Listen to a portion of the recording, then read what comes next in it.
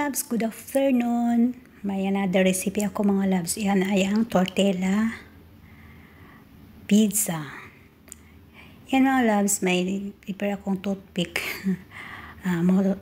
Tortilla, hiniwa ko siya ng isang hiwa. Tapos may ingredients siyang sweet corn, bell pepper, tomato, and olive. Yung tortilla ginawa ko yung parang cone. Yan. Ginawa ko siya ng parang cone. Tapos, ilagay ko yan siya sa oven. Ipatoast lang natin siya mga love. Parang patigasin na natin siya ng mga 5 minutes siguro mga loves or 10 minutes para maging crispy siya. Uy! Naka-remember ako kay Crispy. Shout out sa iyo, Crispy. Yan, i-oven na kita para lalo kang mag-crispy. Yan mga loves, i-oven ko na siya ng 10 minutes para lang siya mag-crispy. Uy, crispy! Yan.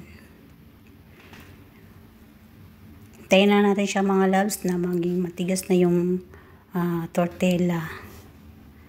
Yan. After that mga loves, maabot na siya ng 10 minutes, alisin na natin siya para hindi siya masunog. Diba? Yan na.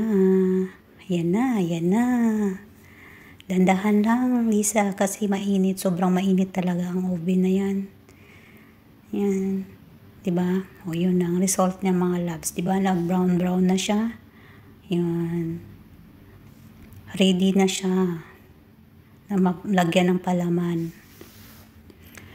Ayun. Dandan kasi mainit. Be careful, Lisa. Yan. Ngayon mga loves, ang cone na yan, ang tortilla cone, yan. Lagyan natin siya ng ketchup sa loob. Lahat yan, lagyan natin ng ketchup. First natin ilagyan ng ketchup. Para malagyan na natin siya ng ingredients. Yun ang ingredients ko mga loves. Oh. Yan na. Yan o. Yan. May ketchup na sa loob. May nagawa na akong ilang nagawa ko na yan dyan. 2, 4, 6, 7 na ang nagawa ko. Nilagyan ko na lang ingredients sa loob yung sweet corn, tomato, bell pepper, and olive. Nahirapan ako mga loves kung paano siya ilagay, diba? Kasi ang isang kamay ko nakahawak ng camera, ang isang kamay ko nagtatrabaho. Yan. Nahirapan. Tignan nyo naman, hirap naman ako dyan sa pagpasok ng mga ingredients na yan. Diba? Oh, see? Mamaya mga loves, maubos ko na yan malagyan. Ang itatapos ko yan mga loves is mozzarella cheese. Tapos, i-oven na naman siya ulit. Diba? Yan mga loves, easy lang naman. Pero ang recipe, pero nahirapan ako sa paggawa ng cone. Kasi ipatayo mo talaga yan siya. Paano mo siya ipatayo? I-oven. Patayo mo pa siya. Yan, diba? Paano ba mapatayo ang isang cone? Discarding malupit na lang sa Inday nyo Lisa mamaya mga loves. Diba? Ayan. Ganyan lang pagkalagay mga loves.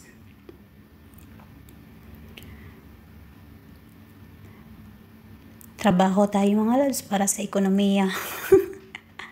Yan. Masarap na siya. Malapit na siya matapos mga loves. Pag matapos na yan, yan na.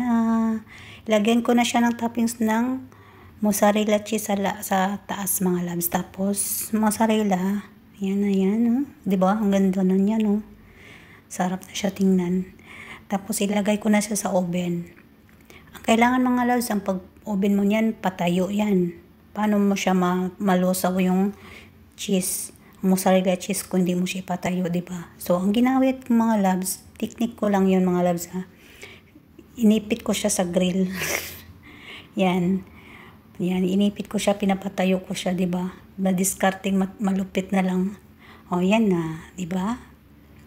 Tapos naluto na siya mga loves. Mag-ano na lahat tayo, maglagay na tayo sa lagayan.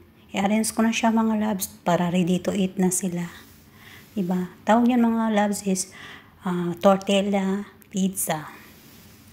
Diba? Sarap. In fairness mga loves, ang sarap. Natikman ko yung isang piraso. Masarap siya. Yan, 'di ba? Pero siguro na mga loves, maubos nila yung luto ko kasi gusto naman talaga nila yung mga luto ko. Yan. 'Di ba? Mozzarella cheese, yan ang toppings ko tapos i-oven. Yan mga loves. Bye mga loves.